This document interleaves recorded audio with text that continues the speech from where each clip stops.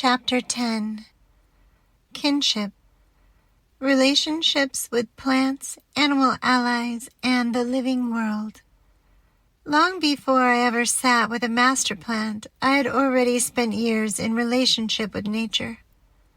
I had spoken to trees, walked barefoot across the earth, sat quietly beside rivers, grown gardens, watched birds, listened to insects, collected stones that somehow felt like old friends. At the time, I didn't think of these moments as medicine. I simply thought I loved being outside. Looking back, I realized something much deeper was happening. Nature had already been teaching me how to listen. That may be the greatest preparation for any healing journey.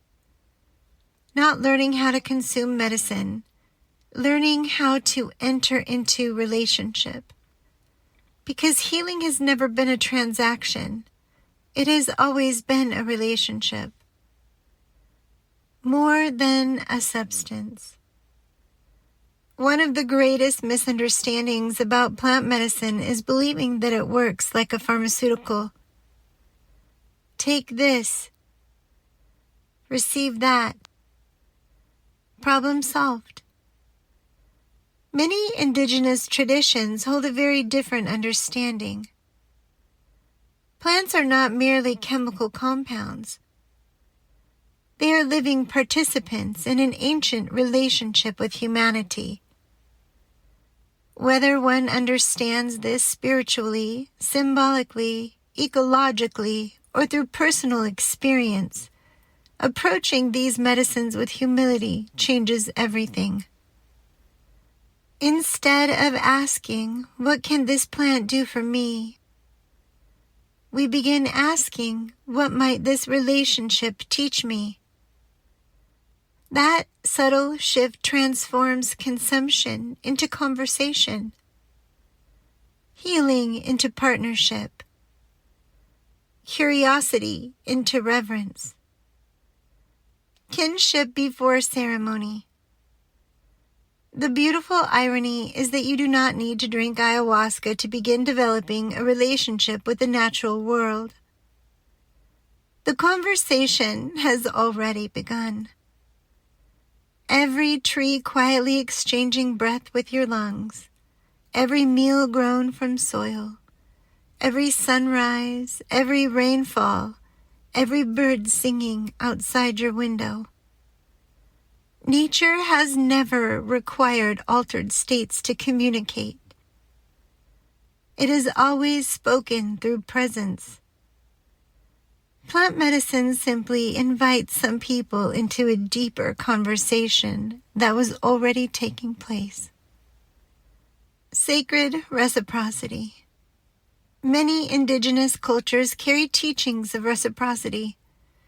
In the Andes, the Quechua word Aini describes a way of living rooted in mutual care and balance, a recognition that life flourishes through giving as well as receiving.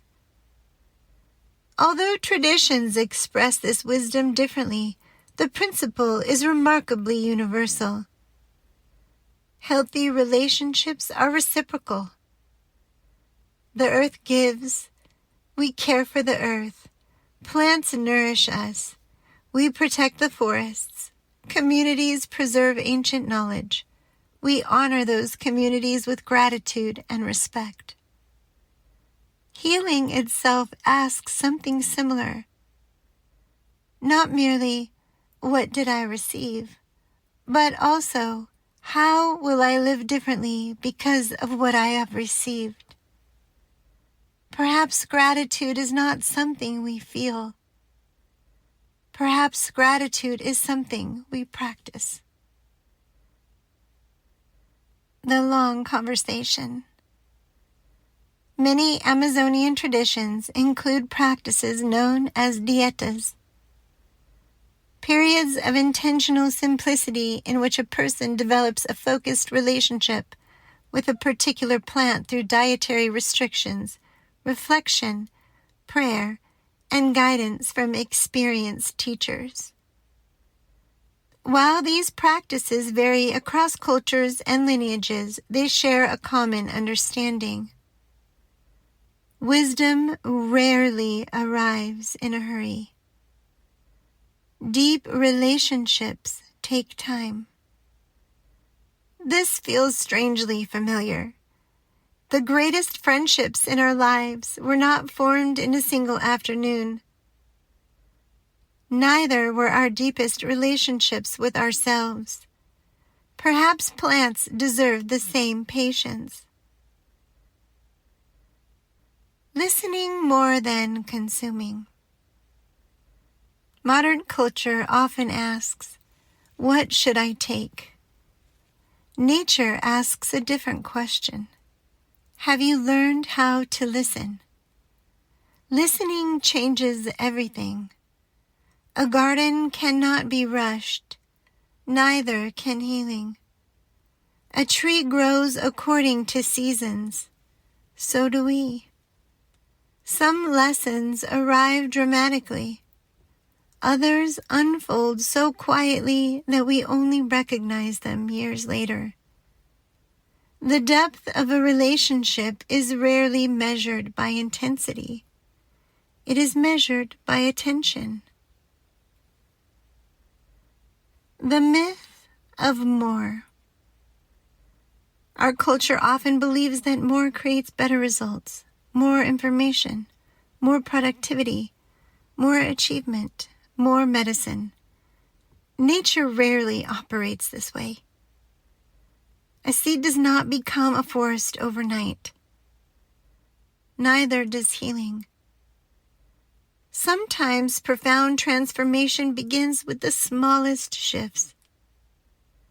A single breath, one honest conversation, a short walk, a quiet prayer, a gentle ceremony, a microdose, or no medicine at all. The question is never how much. The question is, what serves this moment? Healing is not measured by the intensity of an experience. It is measured by the integrity of a life. Animal allies. Across cultures throughout history, human beings have looked to animals as teachers. Whether encountered in dreams, ceremonies, mythology, or daily life, animals have long served as mirrors for qualities already waiting to awaken within us. A jaguar may remind us of courage, a hummingbird of joy, a condor of perspective, a serpent of transformation, a wolf of loyalty, an owl of quiet wisdom. Some people experience these encounters as profoundly spiritual. Others understand them psychologically or symbolically.